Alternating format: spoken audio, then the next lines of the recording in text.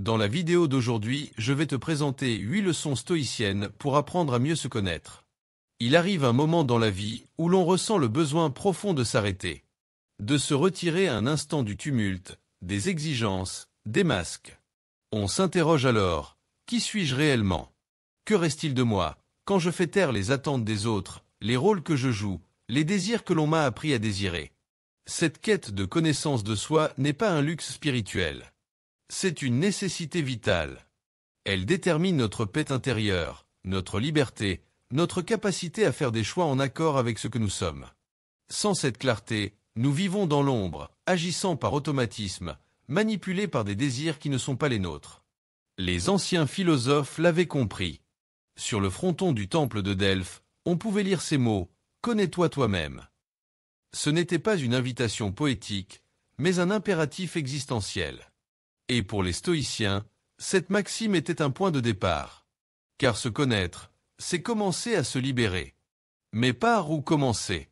Le stoïcisme, avec sa sagesse exigeante mais praticable, propose des méthodes concrètes. Voici 8 façons, inspirées de ces principes, pour apprendre à mieux se connaître. 8 pas vers soi-même. 1. Se voir comme un autre. Imaginez-vous, pendant quelques secondes, comme un inconnu. Vous ne savez rien de vous, ni de vos intentions, ni de vos justifications intérieures. Vous êtes un simple témoin qui observe une personne vivre, parler, réagir. Ce que vous voyez, ce sont des gestes, des paroles, des choix. Rien de plus. C'est ainsi que commence la première forme de connaissance de soi, par le regard détaché. Il ne s'agit plus de se juger, ni même de se défendre. Il s'agit d'observer. D'observer avec honnêteté. Comme si nous étions face à un personnage de théâtre. Que fait-il quand il est en colère? Comment parle-t-il aux autres? Comment se comporte-t-il quand il est seul? Ce regard impersonnel, les stoïciens l'encourageaient pour éviter de se laisser emporter par l'émotion. Sénèque nous dit que nous souffrons souvent plus dans notre imagination que dans la réalité. Et c'est vrai. Lorsqu'on regarde les choses de loin, tout devient plus clair. La douleur s'apaise, le jugement s'adoucit, et ce qui nous paraissait insupportable redevient simplement humain. Prendre ce recul, c'est commencer à voir avec lucidité. Et c'est seulement en se voyant avec lucidité qu'on peut espérer évoluer. 2. S'accepter entièrement, même dans l'ombre. Nous avons tous en nous des parts que nous aimons mettre en avant. Notre patience, notre générosité, notre intelligence. Mais il existe aussi des zones plus sombres, que nous préférons cacher. Nos peurs, nos jalousies, nos colères mal maîtrisées. Ces parts que nous appelons défauts ou failles. Mais la vérité, c'est que tant que nous refusons de regarder ces zones d'ombre, elles nous dirigent en secret. Nous croyons les cacher aux autres, mais ce sont elles qui nous dictent nos comportements les plus réactifs, les plus défensifs. La connaissance de soi passe par un acte de courage, accepter tout ce que nous sommes. Non pas s'en contenter, ni s'y complaire, mais les reconnaître sans honte. Ce n'est qu'en les regardant en face que nous pouvons en comprendre la racine. Et ce n'est qu'en comprenant la racine que nous pouvons transformer ces zones d'ombre en terrain de croissance. Marc Aurèle nous rappelle que ce que la nature nous a donné, il faut l'accepter avec amour. Cela inclut notre nature propre, notre caractère, nos limites actuelles. C'est en les acceptant qu'on les dépasse. Refuser une part de soi, c'est se condamner à lutter en permanence contre elle. L'intégrer, c'est la désarmer. 3. Se défier avec bienveillance. Une fois que nous avons appris à nous voir tels que nous sommes et à accepter la vérité de notre nature, une question émerge naturellement. Que faire de ce que je sais sur moi? C'est là qu'intervient le 3e principe, se défier soi-même. Non pas par orgueil, ni dans une logique de performance, mais par exigence intérieure. Le stoïcien ne vise pas l'immobilisme. Il cherche à progresser, à chaque instant, vers un peu plus de maîtrise, de cohérence, de sagesse. Mais il sait que le changement ne se décrète pas. Il s'incarne dans les petits gestes, dans les détails du quotidien. L'idée n'est pas de se transformer d'un seul coup, mais de s'entraîner. Choisir une seule qualité à renforcer. Une seule faille à travailler. Et s'y atteler avec douceur mais rigueur. Cela peut être l'impatience, ou le manque d'écoute, ou la tendance à fuir le silence. Peu importe. Ce qui compte, c'est d'en faire un champ d'entraînement, un terrain d'expérimentation. Chaque jour devient alors une occasion d'apprentissage. Un retour vers soi. Une conversation intime entre celui que l'on est et celui que l'on aspire à devenir. Ce processus demande du temps, de la patience, de la confiance.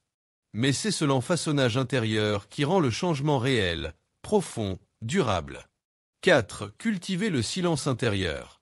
Dans un monde saturé de bruit, de notifications, de sollicitations constantes, il devient difficile d'entendre sa propre voix. Et pourtant, se connaître exige du silence. Pas un silence vide, mais un silence habité. Un silence dans lequel on peut enfin écouter ce qui se dit au fond de nous, derrière l'agitation des pensées superficielles. Les stoïciens avaient compris que la parole est précieuse, justement parce qu'elle doit être rare. Épictète nous conseille de parler peu, et seulement lorsque cela est nécessaire. Car ce n'est que dans le calme que l'on découvre la qualité de nos pensées. Ce silence, il ne s'agit pas simplement de l'imposer à l'extérieur, mais surtout de l'installer à l'intérieur. Cela demande une discipline, une volonté de s'arrêter, de ne rien faire, ne rien fuir, ne rien remplir. Simplement être là, présent à soi. Dans ce vide apparent, bien des choses remontent. Des souvenirs, des envies oubliées, des douleurs qu'on croyait effacées. Mais c'est justement là que la vérité se révèle. Et c'est dans cette vérité nue que l'on commence à se rencontrer vraiment. Se connaître, c'est aussi apprendre à écouter ce silence en soi. Car il dit bien plus que 1000 paroles. 5. Identifier ce qui nous gouverne.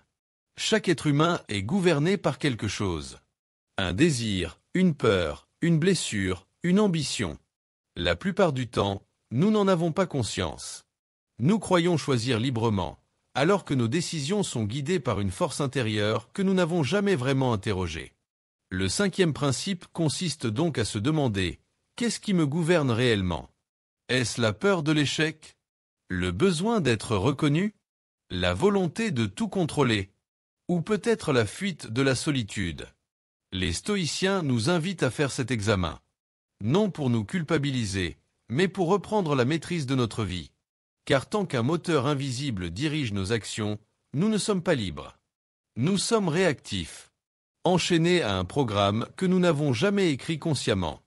Se poser cette question, c'est éclairer les coulisses de nos actes. C'est remonter à la racine de nos choix. Et souvent, ce que l'on découvre est à la fois bouleversant et libérateur. Car c'est à partir de cette lucidité que l'on peut redéfinir nos priorités, choisir ce que l'on veut vraiment servir. Celui qui sait ce qui le gouverne est déjà en train de s'en libérer. 6. Tenir un journal de soi. Il y a dans l'écriture un pouvoir que peu de pratiques égalent. Tenir un journal, ce n'est pas simplement raconter ses journées.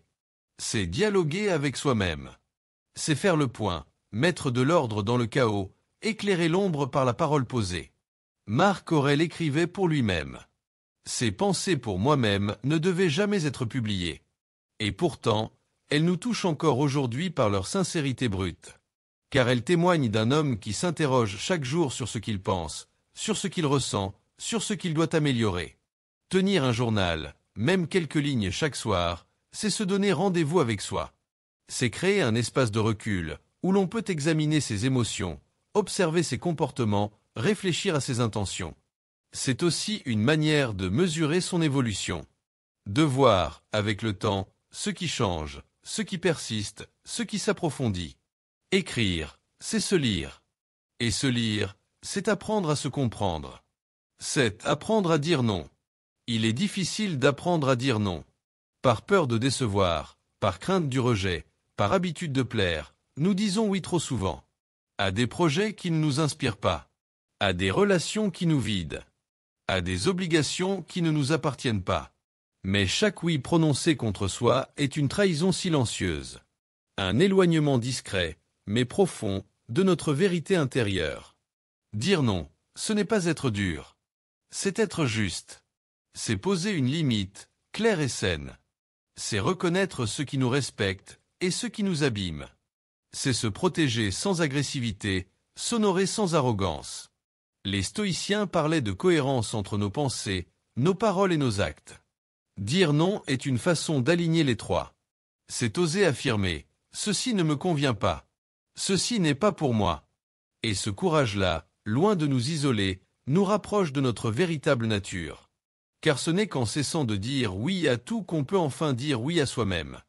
8. Se souvenir de sa finitude. Enfin, il y a une vérité que les stoïciens plaçaient au cœur de leur sagesse. Nous allons mourir. Non comme une menace, mais comme une réalité incontournable. Et paradoxalement, c'est en se souvenant de cette fin que l'on commence à vivre pleinement. Se connaître, c'est aussi reconnaître sa limite. Son impermanence. Ce n'est pas morbide. C'est un appel à la clarté. À l'essentiel. Quand on garde en tête que le temps est compté, on cesse de gaspiller son énergie dans ce qui ne compte pas. On revient à l'essence de ce qui nous anime. On ose être vrai, parce qu'on sait que le masque ne sert à rien. On ose aimer, parce qu'on sait que l'instant ne reviendra pas. On ose choisir, parce qu'on sait que le moment présent est la seule certitude. La méditation sur la mort n'est pas un détour lugubre. C'est une voie vers la lucidité. Elle nous remet face à ce que nous sommes, dans notre fragilité, mais aussi dans notre dignité. Ainsi se dessinent ces 8 voies. Aucun chemin tout tracé, aucun mode d'emploi figé. Mais des pistes, des tremplins, des questions qui n'ont pas de réponse immédiate, mais qui, si l'on s'y engage avec sincérité, peuvent nous rapprocher de nous-mêmes. Se connaître est un voyage. Non vers une image parfaite, mais vers une vérité vivante.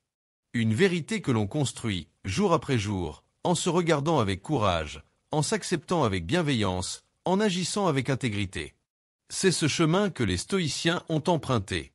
Et c'est ce même chemin que nous pouvons choisir de suivre. Si ce voyage intérieur t'a inspiré, si tu ressens le besoin d'aller plus loin dans cette quête de sens et de vérité, je t'invite à t'abonner à cette chaîne. Ici, nous avançons ensemble, pas à pas, à la lumière des sagesses anciennes. Chaque vidéo est une invitation à réfléchir, à s'élever, à mieux comprendre le monde et soi-même. Alors si tu souhaites continuer ce chemin avec nous, n'hésite pas à t'abonner. À très bientôt.